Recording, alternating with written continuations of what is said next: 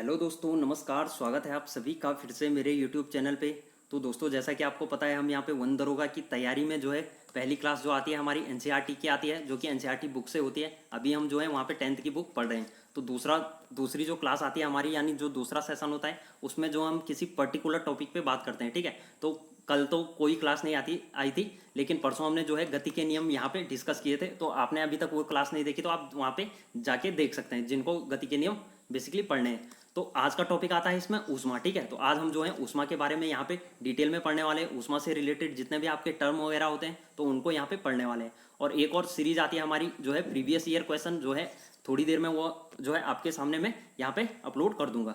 Next आते हैं आपका। ठीक है, तो पढ़ते हैं ऊष्मा के बारे में। तो ऊष्मा एक प्रकार की ऊर्जा है जो संपर्क में रखी दो वस्तुओं को उनके तापांतर के कारण एक वस्तु से दूसरी वस्तु में आती है। तो बेसिकली ऊष्मा की बात करें तो ऊष्मा क्या है, आपकी एक टाइप की एनर्जी होती है। ठीक है, ऊर्जा होती है। तो ये बेसिकली जो आपकी दो वस्तुएं होती है उनका जो है आपस में तापमान होता है, एक वस्तु से दूसरी वस्तु को दी जाती है। तो बेसिकली अगर आपके कोई भी दो एक समान पिंड है, ठीक है, तो इनकी ऊष्मा अगर आपकी अलग अलग है, माना इसकी ऊष्मा आपकी ज़्यादा होती है और इसकी ऊष्मा कम होती है, तो ये ज़्यादा, जिसकी ऊष्मा ज़्यादा है वो बेसिकली इसको जो है ऊष्मा देगा, और तब तक ऊष्मा देता है जब तक इन दोनों की ऊष्मा आपकी जो है समान नहीं हो जाती है। ठीक है, तो इस प्रकार से यह ऊष्मा देता है। तो इस प्रकार से जो है एक वस्तु से दूसरी ऊष्मा में जाती है, अर्थात स्थानांतरण के समय ही ऊर्जा ऊष्मा कहलाती है। तो जो बेसिकली आपकी स्थानांतरण, अगर आपकी ऊर्जा जो है एक पिंड से दूसरे पिंड में जा रही है तो स्थानांतरण यानी आपका जो है ऊर्जा का यानी आपका जो है ऊष्मा का ट्रांसफर जो इससे इसमें होगा, तो वही आपका जो है वही ऊर्जा आपकी जो है ऊष्मा कहलाती है। ये आपको याद रखना है। चलते हैं नेक्स्ट। अगला आता है आपका, किसी वस्तु में निहित ऊर्जा उस वस्तु के द्रव्यमान व ताप पर निर्भर करती है। ठीक है, ये इंपॉर्टेंट पॉइंट है, इसको नोट कर सकते हैं आप। तो कोई भी अगर वस्तु है तो उसमें जो है ऊष्मा आपकी द्रव्यमान व ताप पर बेसिकली निर्भर करती है। ऊष्मा उच्च ताप की वस्तु से निम्न ताप की वस्तु में पाई जाती है। ठीक है, तो बेसिकली जैसा कि मैंने आपको बताया, ऊष्मा जो है, अगर कोई दो पिंड रखे हैं, इसकी ऊष्मा अगर आपकी ज़्यादा है, ठीक है, इसका ताप अगर आपका ज़्यादा है और इसकी जो है इसका ताप आपका कम होता है, तो बेसिकली जो जिसका ताप उच्च रहता है तो उससे जो है कम ताप वाली वस्तु में यह जाती है, और यह तब तक जाती है जब तक इनके ताप समान न हो जाएं। ठीक है, तो ये भी आपको याद रखना है। नेक्स्ट पॉइंट आता है आपका, ऊष्मा का एसआई मात्रक आपका जो है जूल होता है। ठीक है, तो एसआई मात्रक ये आपको यहाँ पे याद रखना है। ठीक है, जूल एसआई मात्रक। और अगर सीजीएस मात्रक की बात करें तो ये आपका कैलोरी होता है। ठीक है, तो ये भी कई बार एग्जाम में आ जाता है कि ऊष्मा का सीजीएस मात्रक क्या होता है, तो ये आपको जो है कैलोरी होता है। ठीक है, तो ये दोनों पॉइंट आपको यहाँ से याद रखने हैं। नेक्स्ट आता है, एक कैलोरी में जो है आपके कितने जूल होते हैं। तो एक कैलोरी में अगर आप बात करें तो 4.186 आपके जूल यहाँ पे होते हैं। नेक्स्ट आता है, एक जूल में कितने कैलोरी होती है। तो एक जूल में जो आपकी 0.24 कैलोरी होती है। ठीक है, तो ये दोनों पॉइंट आपको याद रखना है, यहाँ से भी आपके एग्जाम में क्वेश्चन बन सकता है। नेक्स्ट आता है, एक ब्रिटिश थर्मल यूनिट। ये तो बेसिकली एग्जाम में क्वेश्चन बनने के कम चांसेज हैं, लेकिन हम इसको भी यहाँ पे डिस्कस कर लेते हैं। तो एक ब्रिटिश थर्मल यूनिट की बात करें तो बेसिकली ये आपकी 252 कैलोरी के बराबर होती है।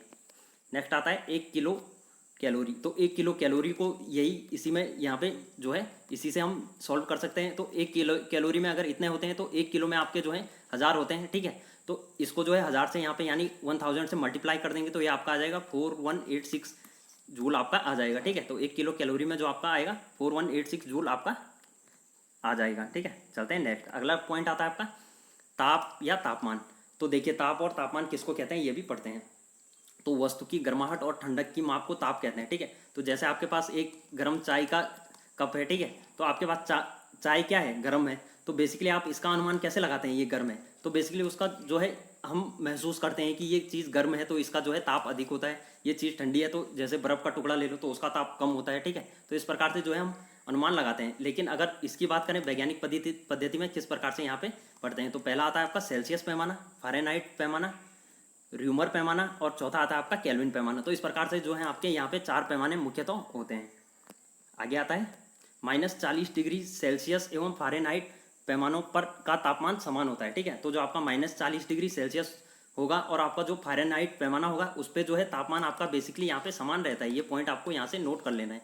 नेक्स्ट आता है, ताप का एसआई मात्रक आपका केल्विन होता है। ठीक है, तो ये पॉइंट भी आपको याद रखना है। ये यही लगभग जो है एग्जाम में पूछा जाता है, सीजीएस कहीं कहीं पे पूछा जाता है। ठीक है, तो एसआई मात्रक की बेसिकली पूछा जाता है। एसआई मात्रक की बात करें तो आपका जो है केल्विन होता है।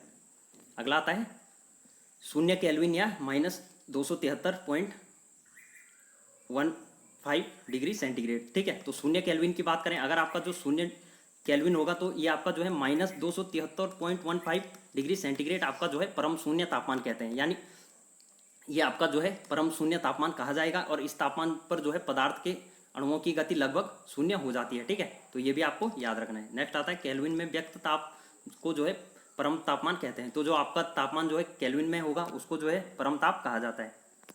अगला पॉइंट आ जाता है आपका स्वस्थ मानव के शरीर का तापमान सेल्सियस पैमाने पर जो है 37 डिग्री होता है। अगर आपका कोई व्यक्ति जो है स्वस्थ है तो उसका तापमान बेसिकली यहाँ पे 37 डिग्री सेंटीग्रेड रहता है। और केल्विन पैमाने की बात करें तो केल्विन पर जो है 310 केल्विन आपका होता है। ठीक है, तो ये दोनों पॉइंट आपको याद रखने, 37 डिग्री सेंटीग्रेड, ठीक है, सेल्सियस, और आपका जो है केल्विन की बात करें तो आपका जो है यहाँ पे आ जाएगा 310 केल्विन। और एवं फ़ारेनहाइट की बात करें तो आपका 98.6 होता है। ठीक है, तो ये भी आपको तीनों पॉइंट याद रखने हैं। नेक्स्ट आता है आपका मानव शरीर के तापमान का मापन जो है डॉक्टरी थर्मामीटर से करते हैं। तो बेसिकली जो डॉक्टर वगैरह होते हैं वो बेसिकली आपको पता है थर्मामीटर में जो है आपके शरीर का तापमान चेक करते हैं। ठीक है, तो थर्मामीटर को वो आपकी जीभ वगैरह पे रखते हैं, तो उससे जो है आपके शरीर का तापमान यहाँ पे चेक किया जाता है। नेक्स्ट आ जाता है उच्च तापमान का मापन जो है पायरोमीटर से करते हैं। तो पायरोमीटर की बात करें तो ये आपका जो है उच्च तापमान अगर आपको मापने हैं, जैसा आपका लोहा हो गया, तो लोहे को आप अगर गला रहे हैं, ठीक है, तो लोहे को गला रहे हैं तो बेसिकली उसके लिए जो है आपको तापमान यहाँ पे बहुत ज़्यादा देना पड़ेगा। तो इसलिए जो है इसका मापन जो है पायरोमीटर में होता है। तो पायरोमीटर जो है आप कह सकते हैं कि तापमान मापने की बड़ी इकाई होती है। अगला आ जाता है विभिन्न पैमानों पर कुछ तापमान निम्नलिखित हैं। तो आपके विभिन्न पैमाने होते हैं, तो उस पर यहाँ पे आपके लिए तापक्रम दिए गए हैं। तो कुछ पदार्थों की विशिष्ट ऊष्मा यहाँ पे दी गई है। तो सीसा की बात करें तो जो आपका सीसा होता है उसकी जो है यहाँ पे विशिष्ट ऊष्मा आपकी 0.03 कैलोरी होती है। ठीक है, प्रति ग्राम होती है। ठीक है, तो 1 ग्राम में उसकी जो है 0.03 कैलोरी होगी। लोहे की बात करें तो 0.11, पीतल की बात करें तो 0.09 आपका हो सकता है, बालू की बात करें तो 0.20 आपका हो सकता है, एल्यूमिनियम की बात करें तो 0.21 आपका होता है। ठीक है, तारपीन की बात करें, आपका जो तारपीन का तेल होता है उसमें जो है 0.42 कैलोरी पर ग्राम आपकी होती है। ठीक है, तो ये आपकी प्रति ग्राम में दिखाई गई है। ठीक है, तो जितनी कैलोरी आपकी जो है 1 ग्राम में आपकी होती है। अगर बर्फ़ की बात करें तो बर्फ़ का जो है 0.50 आपका जो है यहाँ पे होता है। नेक्स्ट आता है एल्कोहल की बात करें तो 0.60, और जल की बात करें तो 1 पॉइंट, यानी आपका जो है जल का यहाँ पे जो है विशिष्ट ऊष्मा सबसे अधिक होती है। ये पॉइंट आपको याद रखना है। ठीक है, ठोस और द्रव में होता है ये बेसिकली, आप स्क्रीनशॉट यहाँ से ले सकते हैं। चलते हैं नेक्स्ट, आगे चलते हैं विशिष्ट ऊष्मा। तो विशिष्ट ऊष्मा की बात करते हैं तो यह ऊष्मा की वह मात्रा है जो किसी पदार्थ के एकांक द्रव्यमान में एकांक ताप वृद्धि उत्पन्न करती है। तो ये पॉइंट आपको यहाँ से यहाँ तक याद रखना है या आप नोट कर सकते हैं। तो ऊष्मा की वह मात्रा जो किसी पदार्थ में, अगर आपका कोई भी पदार्थ है, ठीक है, तो उसमें जो है आपकी एकांक द्रव्यमान जो यानी आपका एक पर्टिकुलर द्रव्यमान होगा, यानी 1 kg द्रव्यमान मान सकते हैं आप। ठीक है, 1 ग्राम द्रव्यमान मान सकते हैं। तो उसमें जो है एकांक ताप वृद्धि, तो इसमें जो है कितनी ताप की वृद्धि होती है, तो इसको ही बेसिकली जो है ऊष्मा, ठीक है, तो इस ऊष्मा की मात्रा कहते हैं। ठीक है, तो आपको ये एकांक द्रव्यमान में और एकांक ताप वृद्धि जितनी उत्पन्न होगी, यानी जितनी आपके तापमान में वृद्धि होगी, तो उसको ही जो है ऊष्मा की मात्रा कहते हैं। और इसका मात्रक जो है, इसकी बात करें विशिष्ट ऊष्मा की, तो विशिष्ट ऊष्मा का मात्रक आपका जो है एसआई मात्रक जो होता है आपका जूल प्रति किलोग्राम आपका होता है, या ठीक है, तो जूल पर किलोग्राम आपका होता है। तो ये भी आपको याद रखना है। चलते हैं नेक्स्ट, अगला पॉइंट आता है आपका सभी ठोस व द्रव में जल की विशिष्ट ऊष्मा का मान सर्वाधिक होता है। ठीक है, तो जैसा कि मैंने आपको अभी बताया था, जो आपके ठोस और द्रव होते हैं उनमें जो है आपका जो जल होता है, यानी जो आपका पानी होता है, उसकी विशिष्ट ऊष्मा का मान सबसे ज़्यादा होता है। ठीक है, तो अगर आपकी ठोस और द्रव की बात करें, ठीक है, तो गैस यहाँ पे नहीं दिया गया है। ठीक है, तो आपको केवल ठोस और द्रव याद रखना है कि ठोस और द्रव में अगर पूछा जाए आपसे कि विशिष्ट ऊष्मा किसकी अधिक होती है, तो ये आपका जो है जल की विशिष्ट ऊष्मा सबसे अधिक होती है। अगला पॉइंट आता है विभिन्न पदार्थों में से जो है जल को गर्म करने पर सबसे देर में गर्म होता है, तो तथा सबसे देर में ठंडा होता है। तो जो आपके विभिन्न पदार्थ होते हैं, जैसे आपका लोहा वगैरह हो गया, कुछ भी पदार्थ हो गए, तो उनकी बात करें तो उनमें जो आपका जल होता है, ठीक है, जो आपका पानी होता है, तो ये सबसे देर में गर्म होता है और सबसे देर में आपका जो है ठंडा होता है। ठीक है, तो ये पॉइंट पे आपको याद रखना है।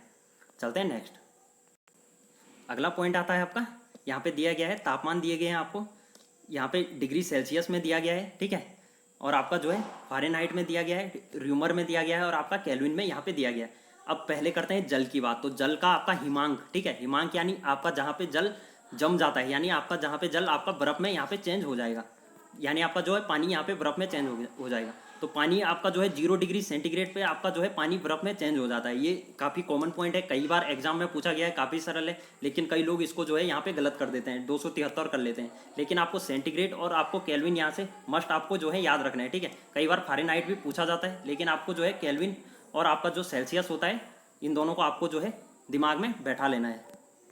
अगला पॉइंट आता है जल का क्वथनांक। तो जल का जो क्वथनांक होता है, यानी जल जो है पानी का उबलना, ठीक है। तो बेसिकली जो आपका पानी उबलता है उस वह जो है आपका 100 डिग्री सेंटीग्रेड पर आपका उबलता है। ये पॉइंट भी आपको याद रखना है। फ़ारेनहाइट की बात करें तो आपका जो है 212 डिग्री फ़ारेनहाइट पे आपका जल उबलता है।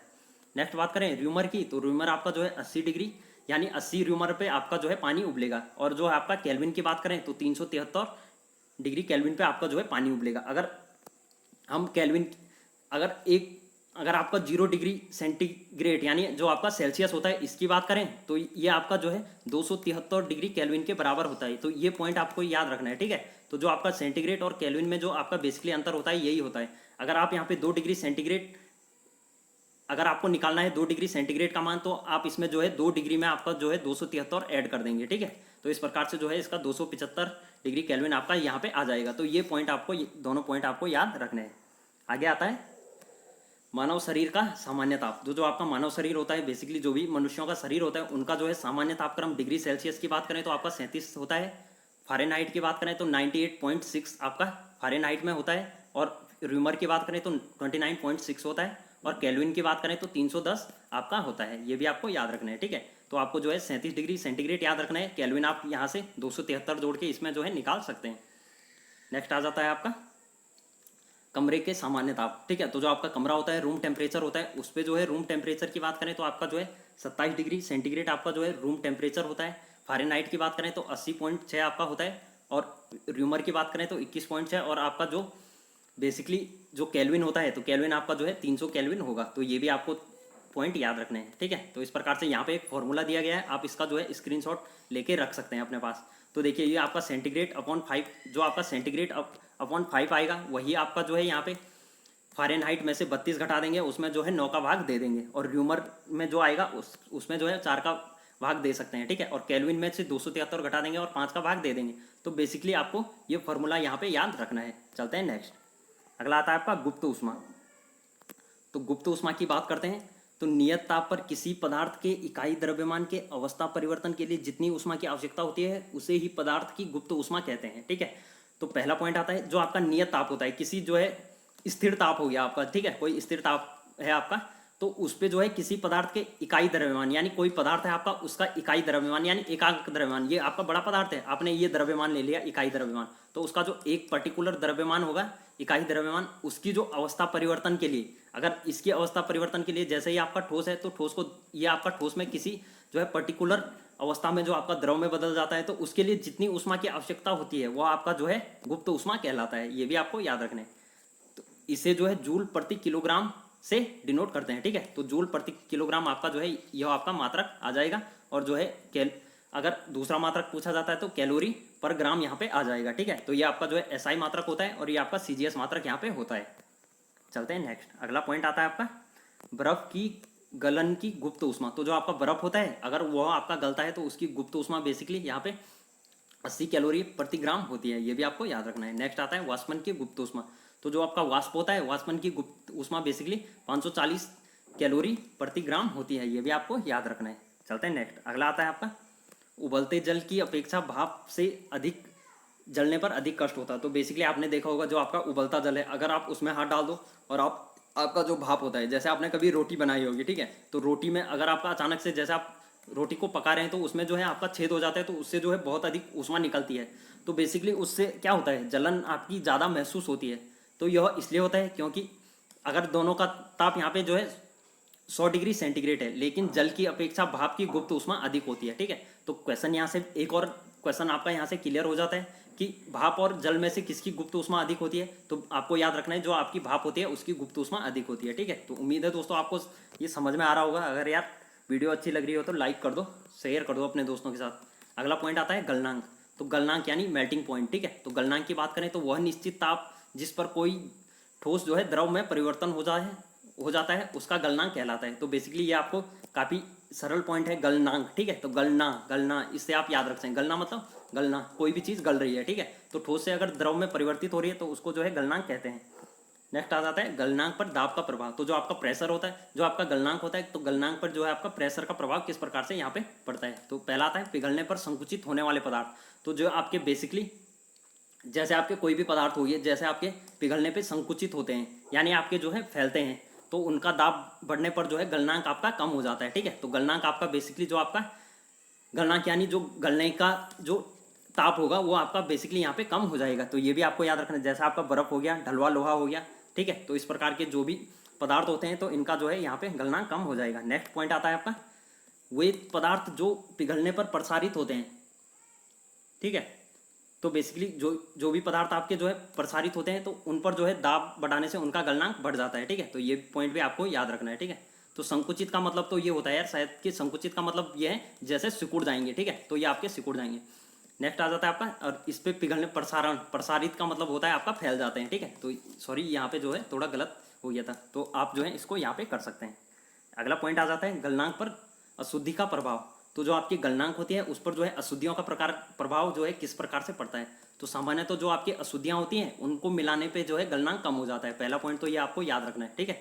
तो जो आपकी अशुद्धि होती है, अगर जैसे कोई भी पदार्थ है आप उसमें जो है अशुद्धि मिला देंगे, अशुद्धि का मतलब ये होता है आप उसमें जो है अन्य प्रकार के पदार्थ मिला देते हैं तो उसका गलनांक बेसिकली कम हो जाएगा। नेक्स्ट आ जाता है 0 डिग्री सेंटीग्रेड पर पिघलती बर्फ में अल्प मात्रा में नमक या सोडा मिलाने पर जो है बर्फ का गलनांक जो है 0 डिग्री से घटकर जो है -22 डिग्री सेंटीग्रेड तक हो जाता है। तो बेसिकली आप यहाँ पे देख सकते हैं इसका जो है यहाँ पे जो आपका बर्फ है उसका जो है यहाँ पे गलनांक आपका कम हो रहा है, ठीक है। जिसको जो है जो 0 डिग्री सेंटीग्रेड पे पिघलना था, ठीक है। तो 0 डिग्री सेंटीग्रेड पे बर्फ को जो है पानी में यहाँ पे चेंज होना था, ठीक है। तो जैसे ही ये 0 डिग्री से हल्की आगे आ जाती है, ठीक है, 0.1 डिग्री सेंटीग्रेड, तो ये है पिघलना शुरू कर देती है। लेकिन अगर इसमें जो है अल्प मात्रा में नमक वगैरह मिलाते हैं तो ये जो है -22 डिग्री सेंटीग्रेड तक आपका इसमें चले जाता है, ठीक है। तो ये पॉइंट भी आपको याद रखना है।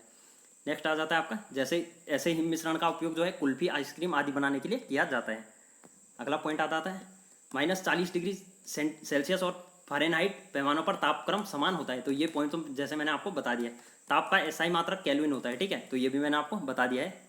अगला आता है आपका 0 केल्विन, ठीक है। तो 0 केल्विन की बात करें तो ये आपका जो है -73 डिग्री जो है -273 डिग्री सेंटीग्रेड को परम शून्य तापमान कहते हैं। तो ये तो मैंने आपको बता दिया था ऊपर भी, तो एक बार और बता देता हूँ। जो अगर 0 डिग्री केल्विन है तो केल्विन की बात करें तो -273 डिग्री सेंटीग्रेड हो जाएगा, ठीक है। अगर 0 डिग्री सेंटीग्रेड की बात करें तो ये 273 डिग्री आपका केल्विन हो जाएगा, ठीक है। तो बेसिकली जो आपका यहाँ पे आपको ये पॉइंट याद रखना है, जो आपका सेंटीग्रेड और केल्विन होता है इसमें बड़ा आपका जो है यहाँ पे केल्विन होता है, ठीक है। तो सेंटीग्रेड अगर आपका 0 है तो ये आपका 273 हो जाएगा, ठीक है। तो ये आपको याद रखना है, ठीक है।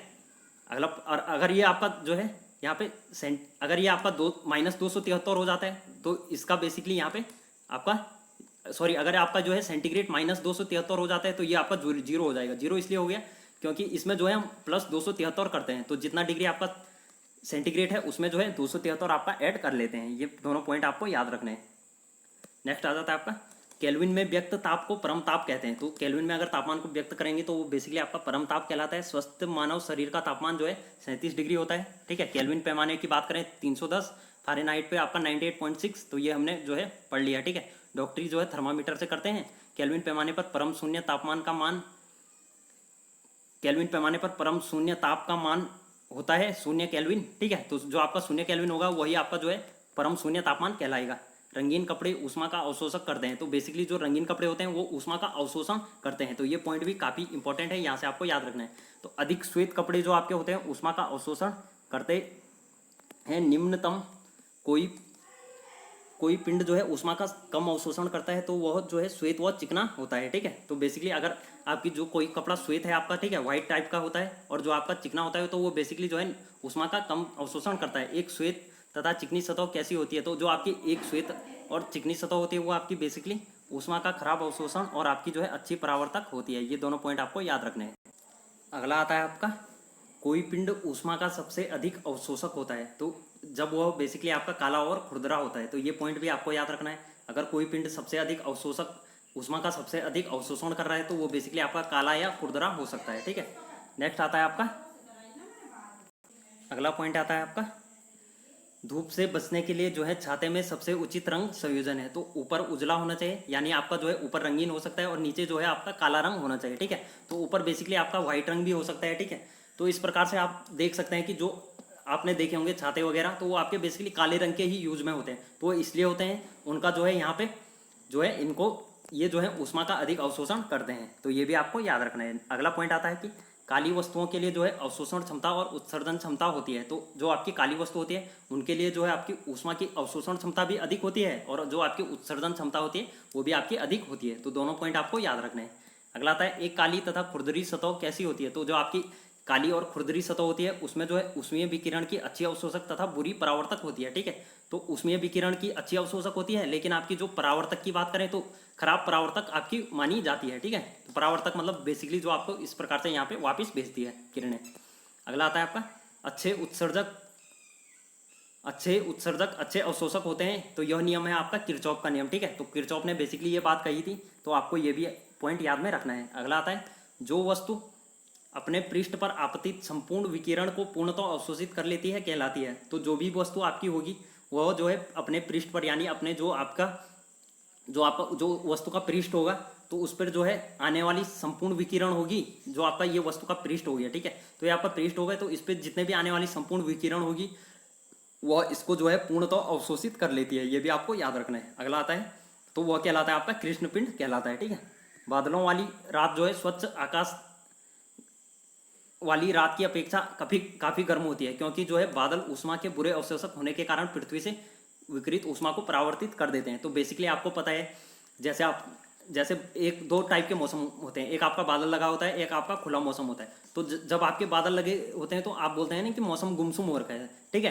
तो गुमसुम मौसम नहीं, बेसिकली आपका वो होता है इसलिए है, जो आपके बादल होते हैं वो बेसिकली ऊष्मा जो आपकी पृथ्वी है, ठीक है। तो पृथ्वी आपकी जो है दिन भर सूर्य से गर्म हुई, तो जो पृथ्वी गर्म हुई उसको जो है वापस जो है ऊष्मा आपकी परावर्तित होनी चाहिए, जो कि आपकी वायुमंडल में परावर्तित होनी चाहिए। लेकिन आपके जो है बादल बीच में अवरोधक के रूप में आ जाते हैं, तो उससे बेसिकली क्या होता है, ऊष्मा का यहाँ पे जो है परावर्तन नहीं हो पाता है, और बादल जो है ऊष्मा का यहाँ पे परावर्तन फिर से दोबारा पृथ्वी में कर लेते हैं। तो इस प्रकार से आपको जो है यहाँ पे रात गर्म लगती है, ठीक है। अगला आता है क्योंकि बादल बुरे अवशोषक होने के कारण जो है, ठीक है। तो ये मैंने आपको बता दिया है, ऊर्जा का यहाँ पे परावर्तित कर देते हैं।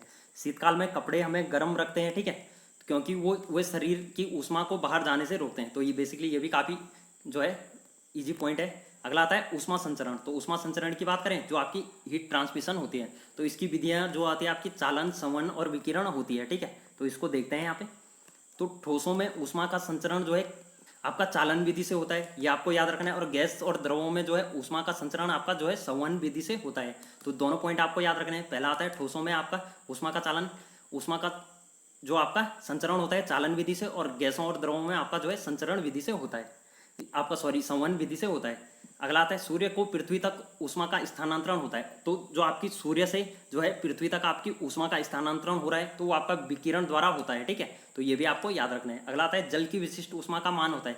तो जल की विशिष्ट ऊष्मा आपकी 1 कैलोरी पर ग्राम होती है, ठीक है। ये तो मैंने आपको जो है पहले भी आपको बता दिया है। अगला पॉइंट आता है बंद कमरे में बिजली का पंखा चलाने से कमरे की वायु होगी। तो अगर आपका कमरा बंद है तो कमरे की वायु गर्म होगी, ठीक है। तो गर्म इसलिए होती है, जो कमरे की हीट रहती है वो उसी में जो है घूमती रहती है। अगला आता है जल की विशिष्ट ऊष्मा सभी ठोसों तथा द्रवों में अधिक होती है।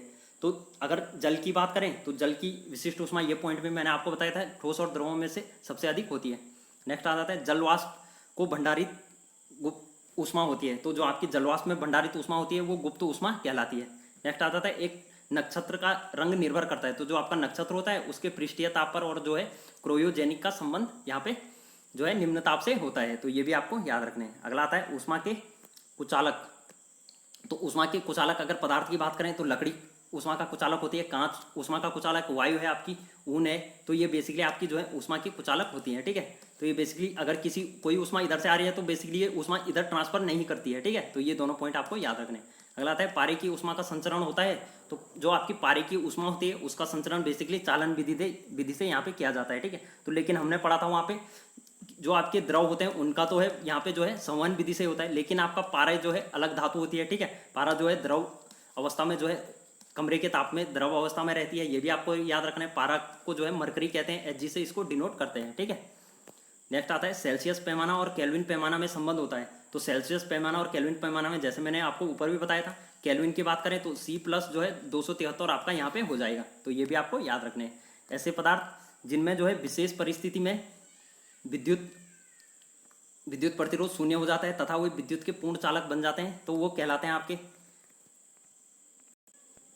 अतिचालक पदार्थ कहलाते हैं। ये पॉइंट पे आपको याद रख लेना है। अगला आता है किसी जल के किसी द्रव्यमान को जो है 100 डिग्री से और आपका जो है 10 डिग्री सेंटीग्रेड तक गर्म करने के लिए उसके आयतन में जो है घटने के बाद यहाँ पे वृद्धि होती है। तो बेसिकली आपको पता है जो आपका आयतन होता है जल का, वो बेसिकली अगर गर्म करेंगे तो उसके आयतन में जो है यहाँ पे वृद्धि होती है। ठीक है, तो ये पॉइंट भी आपको याद रखना है। नेक्स्ट आता है रेफ्रिजरेटर में जो थर्मो स्टेट होता है, तो इसका कार्य जो है एक समान ताप को बनाए रखना होता है। तो आपके घर में जो फ्रीज वगैरह होते हैं, रेफ्रिजरेटर बोलते हैं जिनको, तो उनका काम बेसिकली जो होता है जो खाने वगैरह को होता है उनको जो है आपका बेसिकली बोल सकते हैं कि खाने वगैरह को आपका जो है यहाँ पे शुद्ध रखना होता है। तो शुद्ध कैसे रखते हैं, क्योंकि उनका ताप वहाँ पे जो है एक समान ताप पे वो रखते हैं। ठीक है, जैसे फ्रीज का तापमान है आपका, ठीक है, तो फ्रीज का तापमान आपका अगर कम है तो वो बेसिकली उसी तापक्रम में उस खाने को रखते हैं, तो इसलिए जो है आपका खाना वहाँ पे ज़्यादा दिन तक चलता है।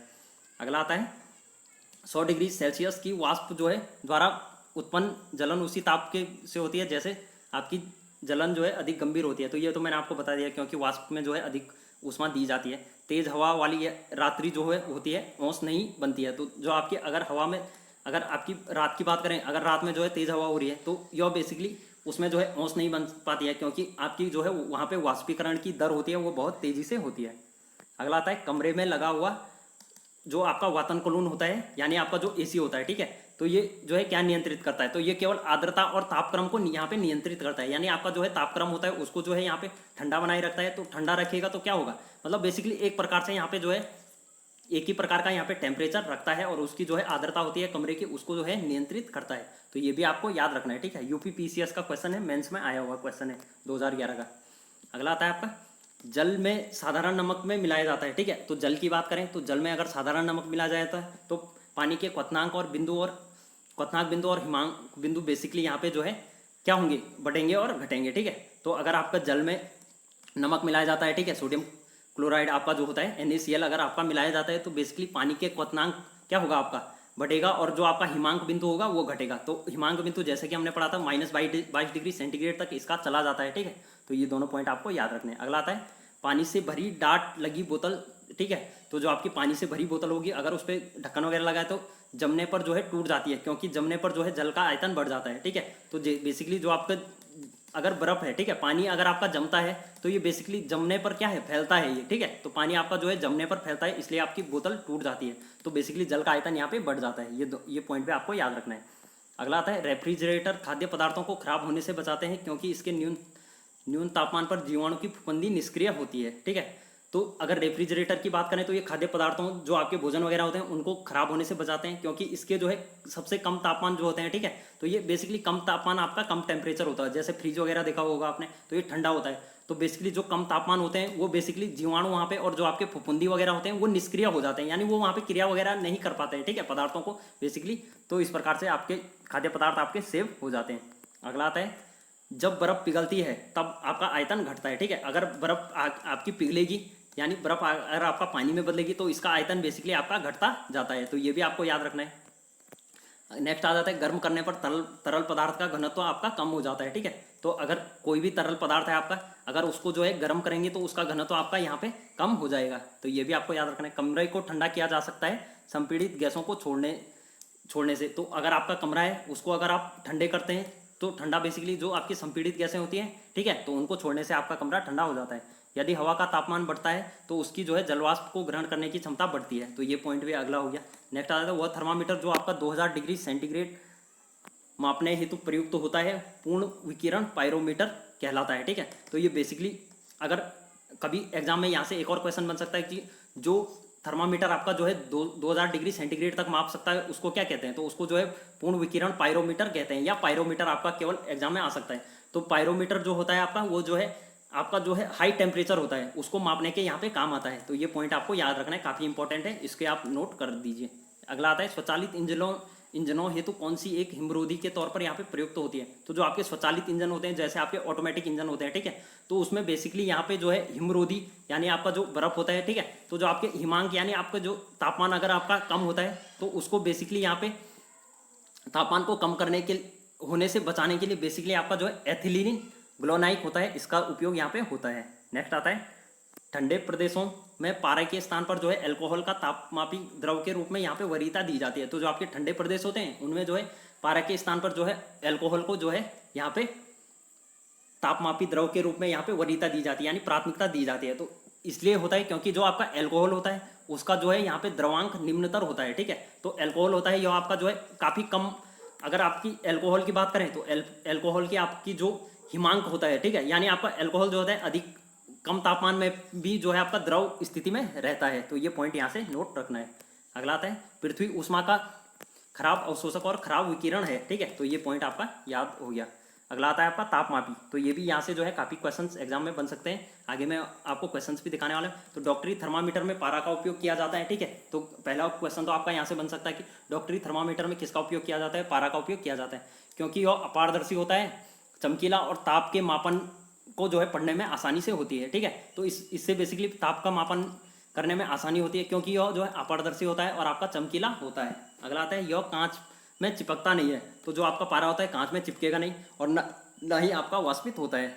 अगला आता है अतः सही मापन करता है, तो यह आपका जो है सही मापन। अगला आता है ठंडे प्रदेशों में जहाँ न्यूनतम तापमान आपका हो गया, ठीक है, -40 डिग्री तक पहुँच जाता है, वहाँ पर पारे युक्त तापमानी का प्रयोग न करके अल्कोहल युक्त तापमानी का प्रयोग किया जाता है, क्योंकि पारा जो है -39 डिग्री सेंटीग्रेड पर जमता है, ठीक है। तो आपको अगला जो है टॉपिक यहाँ से भी मिल गया, यानी अगला क्वेश्चन आपको यहाँ से मिल गया कि जो है पारे का जो आपका जमने की जो आपका पारा जमता है वो -39 डिग्री सेंटीग्रेड पे आपका जमता है। लेकिन अगर अल्कोहल की बात करें तो -115 डिग्री सेंटीग्रेड पे आपका जमता है। तो इसलिए जो है यहाँ पे जो है आपकी जो है अल्कोहल को वरीयता दी जाती है, जैसा हमने अभी पढ़ा था, ठीक है। तो उम्मीद है दोस्तों यहाँ पे आपको चैप्टर पूरा समझ में आया होगा। अगला सेशन आपका जो है गति का यहाँ पे दिया गया है, लेकिन गति वाला मैंने जो है आपको करा दिया है। तो इस प्रकार से जो है आपको जो है ये समझ में आया होगा। अगर आप चैनल पे नए हो तो यार वीडियो को लाइक कर दो, अपने दोस्तों के साथ शेयर कर दो, और चैनल पे नए हैं तो सब्सक्राइब कर दो। मिलते हैं दोस्तों अगली वीडियो में अगले टॉपिक के साथ, धमाकेदार सेशन के साथ। और एक बात और, अगला सेशन जो हमारे आने वाले हैं इस पर जो है मैं प्रीवियस ईयर